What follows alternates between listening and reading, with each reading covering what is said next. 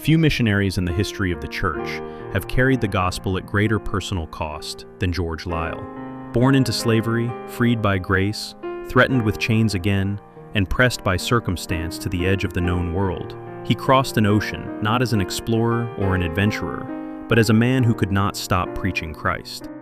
He was born around 1750 in Virginia, the son of enslaved parents. Before he was 20 years old, his owner Henry Sharp relocated to St. George's Parish in Burke County, Georgia, taking George with him.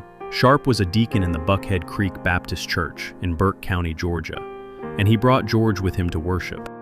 It was there, in 1773, that everything changed. Under the preaching of Pastor Matthew Moore, conviction fell on the young man like a weight he could not shake. Years later, he described what he felt in that moment in his own words. I saw my condemnation in my own heart, and I found no way wherein I could escape the damnation of hell, only through the merits of my dying Lord and Savior Jesus Christ. He was baptized, and almost immediately he began to preach. Sharp recognized the gift God had placed in his servant and granted him his freedom so that the work could go forward without hindrance. Liele traveled up and down the Savannah River, preaching in slave quarters and plantations, watching lives turn toward Christ. In December of 1773, he helped organize Silver Bluff Baptist Church in Savannah, Georgia, the first black church in North America. It later grew into First African Baptist Church and is still operational today. On May 20th, 1775, he was ordained, becoming the first ordained African American Baptist preacher in the country. Then the world around him collapsed. The Revolutionary War tore through Georgia. Henry Sharp took up arms on the British side and was killed in battle. Sharp's heirs moved quickly to re-enslave Liele, and he was thrown in jail. He produced his free papers and was released, but the threat remained. A British officer named Colonel Moses Kirkland offered him a way out. Liele borrowed $700 from Kirkland, becoming his indentured servant for 2 years, and in 1782 sailed with his wife Hannah and their 4 children to Kingston, Jamaica. He arrived with no mission board behind him, no sending church, no salary, and no guarantee of anything but the gospel he carried. Jamaica was a slave colony. The sugar plantations stretched in every direction, and hundreds of thousands of enslaved Africans worked them under conditions of brutal cruelty.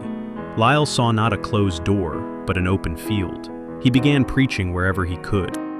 In September of 1784, he began preaching in a small private house in Kingston, forming his first congregation with 4 fellow believers who had come with him from America.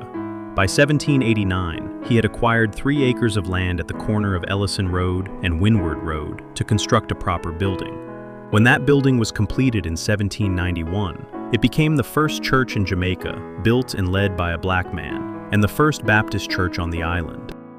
Within 2 more years, he had established a line of preaching stations, stretching across the entire island, from Spanish Town across the mountains into the parishes of St. Thomas, St. George, and St. Anne. He also continued to face persecution. Colonial authorities accused him of agitating the slaves.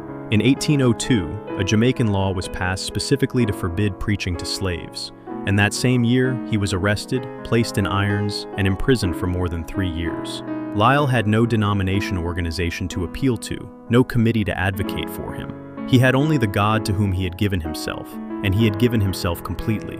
But the cell could not hold the movement he started. He eventually walked free, stepping out of the chains to find that while he was in prison, the seeds he had planted had already begun to bloom across the island.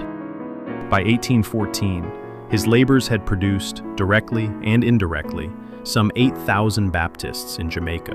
By 1832, that number had grown beyond 20,000. The church he planted grew into the East Queen Street Baptist Church in Kingston, dedicated on January 22, 1822, with nearly 3,000 members, making it the largest Baptist congregation in the world at the time of its dedication. It is also still in operation today. His influence reached far beyond Jamaica. Andrew Bryan, one of his converts from his Georgia days, remained in Savannah to lead the First African Baptist Church. His childhood friend David George, who he had baptized at Silver Bluff Baptist, carried the gospel north to Nova Scotia and eventually to Sierra Leone, planting Baptist churches in both. The ripple from one converted slave in a Georgia congregation spread across the Atlantic world. By the time William Carey sailed for India in 1793, George Liele had already been a missionary for a decade. At approximately 78 years old, George Liele died in Kingston, Jamaica, around 1828, and was buried in an unmarked grave, and the world largely forgot him. No stone marks where he rests, but the churches he planted still stand. The rhythm of his ministry still beats in the hearts of the faithful. The men he discipled became his living legacy, carrying the gospel to shores he would never reach. The world he was born into told him exactly what he was, and exactly what he would always be. Every institution, every law, and every custom of his day conspired to write his story before he had lived it. But God had bigger plans. He was the first ordained African-American Baptist preacher, the founder of the first black church in North America, the first Baptist missionary to leave American shores. His life was a series of historic firsts, not born of an appetite for acclaim, but of a relentless commitment to a calling that never stood still. No chain, no courtroom, no prison cell, and no ocean could limit what God had planned. God kept opening doors that the world had declared permanently shut, and Liele kept walking through them.